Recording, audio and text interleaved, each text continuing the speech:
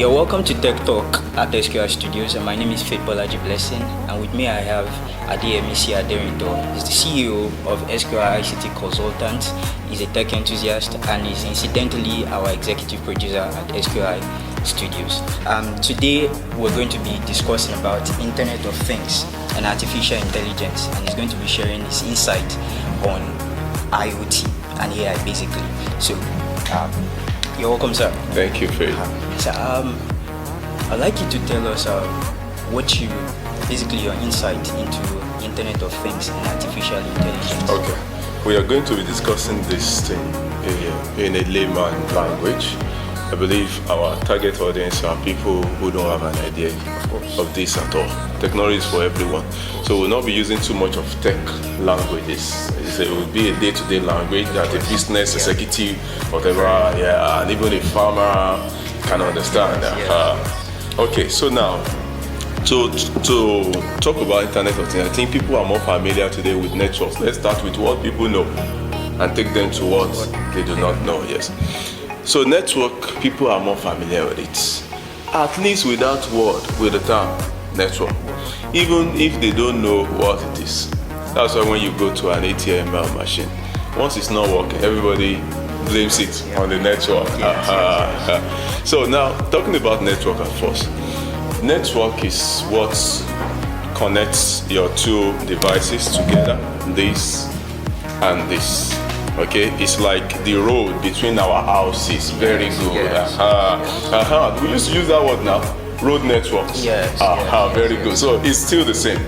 We need to, for people there to get a product from us here, we need to go through the road to them. Yes. For you to get maybe a video from me, which we need to go through a network to your phone. That is it. And it's as simple as that. So when we talk about network, also people think of something big and they think of internet and stuff like that. But anything that connects your devices together and helps them to be able to communicate. I'm sending, you are receiving, you are sending, I'm receiving, is a network. Examples, give me examples that would make you send, receive, send. Yeah, basically email, for instance. No, something that will make us exchange maybe a picture from our phone and stuff. We have Bluetooth. Thank you. That's an example of a network. Bluetooth. We have infrared. Yes. We have Wi-Fi. Yes. We have, local area networks, LAN, and things like that. Very good. So all those ones are network. And I'm telling you, internet is not different. That's just it. We need to understand that first. Now, the difference between this thing would be, let's start with infrared. Infrared, then when we used to transfer information using infrared with phone, the two phones we have to touch. Yes. That wasn't so comfortable. Are you getting that? Then we began to have something like then Bluetooth. Yes. Then with Bluetooth, if you are still 10 meters away, you can still send information to each other. Yes. But that's still somehow limited. Yes. Then we could have a local area network. So if we are still within the same community or organization, we can still enjoy that. Yes. But what if you now want to get information from a computer in the US, right from here, from Nigeria here, you get, how do we go about it? Bluetooth can do that. Yes. Local area network can do that. So that's when we need something larger that will connect the whole world, the internet. All right. So with that now, each time if you go on YouTube, you are not communicating with anything in the cloud, like people used to think, like you are downloading it from, like you are down here, something is not up there, so you are downloading. No, you are only, just like your, what do we call this popular transferring app? Sender. Just like that. You're only taking a video from, think of it as a normal computer, like a laptop, okay, to your phone. If you save it, you've only downloaded it to your phone. Yes. The picture, you've only downloaded to your picture. And even Gmail, you're only viewing your mail, from Google's computer. Yes. Connected, not through Bluetooth now, because you can't go that far, but through the internet. So far, we have been using internet to connect computers, whether smartphones like this or desktop computers. But right now, we have seen how much we could enjoy doing that. Okay? Yes. We now want to bring not just computers on the internet, but anything. So just as computers are communicating on the internet, we want our wristwatch to be able to also communicate via the internet. Yes. If I call your phone and you're as far as Canada and it rings, it's a way of controlling your phone, making it make a sound. Yes. What if I want my home to make a sound? What if I want my home to do something? Close the windows. I want the TV to be off. I'm not at home. I could see my children still watching the TV. I want to be able to stop it from wherever I am in the world. Those are things now, not computers.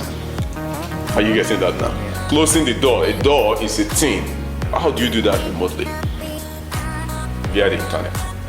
So your pets, your shoes, your wristwatch, your fans, your ACs, whatever it is, your cars, everything now coming on the internet. And whatever you've been enjoying with this, you'll now be able to enjoy it with everything around you. So basically, you were saying now that IoT, or Internet of Things as it were, is about creating a smart ecosystem via the internet. Very good. I love that. We have a smartphone, okay, which is enabled much more by the internet. Yes. Now, imagine the smartness of this. On almost any other Oh device. God, on the whole of your community. Wonderful, wonderful. Wow. So now, if we're talking about Internet of Things and interconnectivity of devices and objects, you made reference to or allusion to having a smart home, for instance, where probably you want your window slides to go on, you want the TV to go off, or probably another home you want the lights to go off, and all of that. Don't you think that it raises the risk of insecurity? It's because most of these things go on the internet, and then, for instance, you're not at home, you have children at home and everything, and then we've had cyber threats, we've had a lot of things going on the internet that makes people skeptical when it comes to the internet. Now, when we take, basically, it's like taking all of our lives into the internet. So what if it's hacked? It's hacked, and then it becomes a problem. And somebody takes charge Yes. of what is ours, what we call our life. Yes. You're right. Every time we have, such things like this, there's always the threat of, being hacked, the fear of being hacked, your control getting to the hand of another person.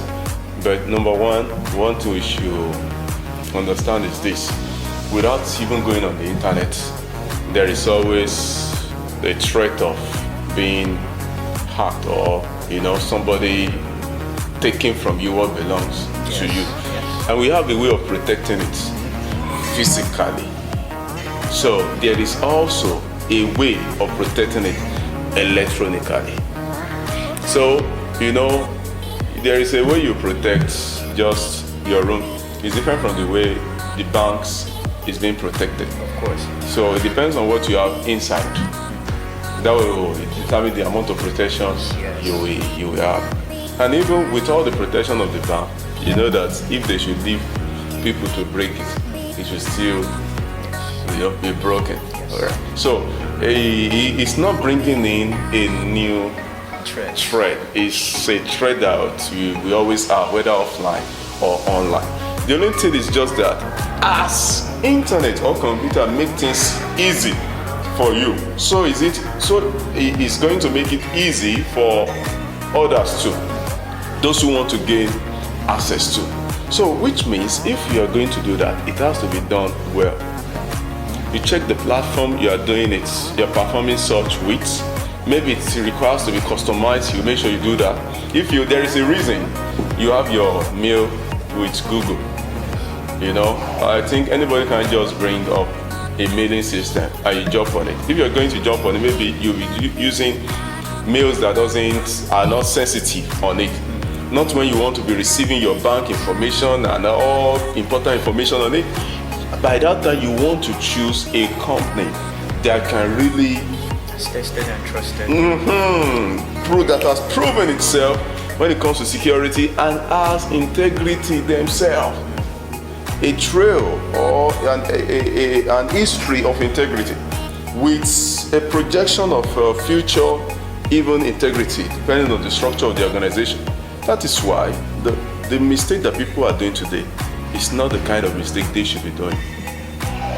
If your company is going on technology, you can't be looking for just the cheap technology all the time.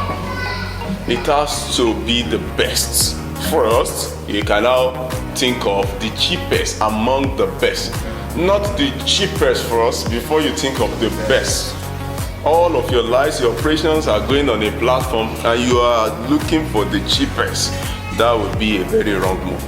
So in that line too, first, you must choose a very strong platform. I mean, choosing a strong platform, you must look for the best, looking at their history, the way they deliver things, the way they handle things.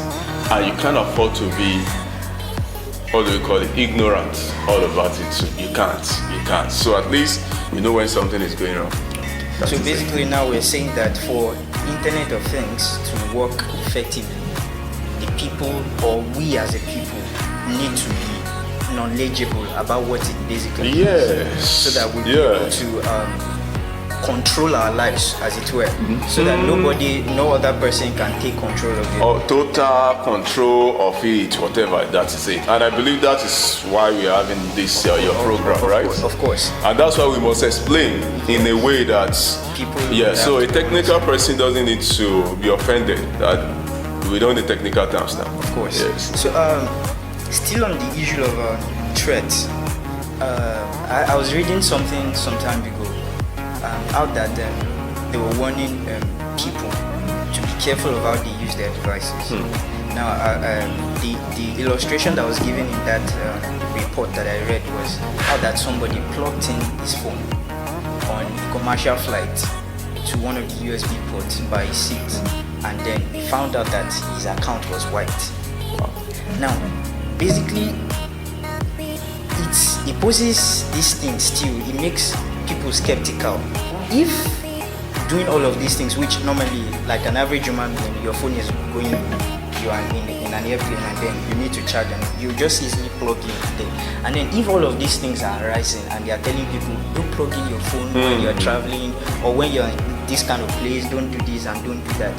How really is IoT then supposed to thrive in this hostile and how do I put it now? Hostile and tough environment? And for instance, using blacks or Nigerians as a case study, there's always this hostility put up when it comes to new technology, new advancement in things. So how is IoT supposed to thrive in that kind of space? Well, you said there is always this hostility kind of nature when new technologies are coming in.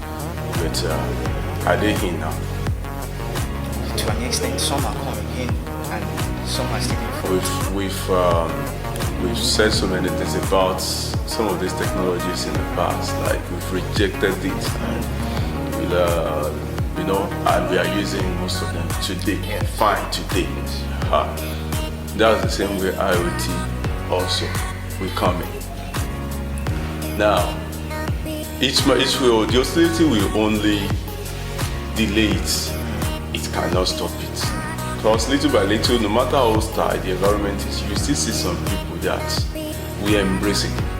And while those ones began to share their experience and whatever, then others will have no choice than to begin to come on board. But when it happens that way, it doesn't mean you will still not have an harmful experience. And it's a must that you come. If you don't take your time to understand this new world that we are in, we have deployed several applications to several organizations. I must tell you, each time we have an issue of I'm hacked issue, it has never been maybe one hacker at the back of one desk getting access into those applications. It has never been like that. All of the occurrences that was traced always end up being just someone not understanding what a password is. You get what I'm talking about? someone not understanding what a password. I remember we explaining to a group of employees of an organization before that. Now, this electronic platform is now your electronic office. Treat your password as you treat the key to your office. When anybody gets hold of your password, then they have access to that office. You can't afford to share it with anyone you don't want. And once you share it, forget about that key, create another one. Why? Because all the powerful experience we have received are just maybe you receiving OTP code, something that no one else should have, just to confirm you trying to log in. And somebody called and said, I am from Facebook, or something is happening to your account, we want to help you fix it. A number has entered now. Would you should send it to me so that I can help you do this on your account. And the person ignorantly sends the code. That's the most common form of hacks that we've seen, the most common form. There is this new one that happened to Facebook recently about their data being stolen and stuff like that. It wasn't Facebook that was hacked directly, okay? It was an app that has been given access to be able to do something that, you've given access to be able to use your data. Those apps can take those data. That is why when you are installing even an app, and an app is asking you for some permission, you don't just say yes to everything. You should ask yourself, why does this app need so permission? So several knowledge that are required to keep ourselves safe. So the bottom line is that we have to be knowledgeable about how this thing works. You can't afford to say, I'm not a computer science something, I'm not actually. The basic knowledge is required for everyone. That knowledge is enough to keep us safe. Some years ago, the idea of artificial intelligence seemed far-fetched. It looked like something out of the ordinary, from another world, something alien. But then, a lot of people didn't realize that basically artificial intelligence had been existing for a long time. We use our phones, we use certain technologies that basically require gathering of information and using that information to make our lives better. But then, there's also been the fear that empowering a system like AI, creating a system, for instance, that learns from us and then makes our life better, in quote. Now, empowering that system in such a way that it can autonomously think, it is posing a threat that machines can take over. Knowing fully well that it is inevitable, like you have said, but we have to be knowledgeable about it. But then, what do you think about machines taking over business operations, healthcare? I think I saw a video how a particular hospital developed a system where the robot, basically using AI, does a kind of preliminary test for everybody coming into the hospital to be able to know if the person has coronavirus or not, and then that person proceeds to the next stage, whether or not he has it. So how do you see AI, artificial intelligence, really impacting our lives? No man wants to put his life down, the machine take over. So how do you see AI really impacting human lives? You mean no man wants to put his life down, say machine take over? Basically, that's been the fear of many for years. But you put a lot down for machine to take over. Inevitable. We have already started doing that with most things we are using today. Machines have been, taking over, but not as much as we fear. You get that? Anytime we use the word artificial intelligence, people think of machines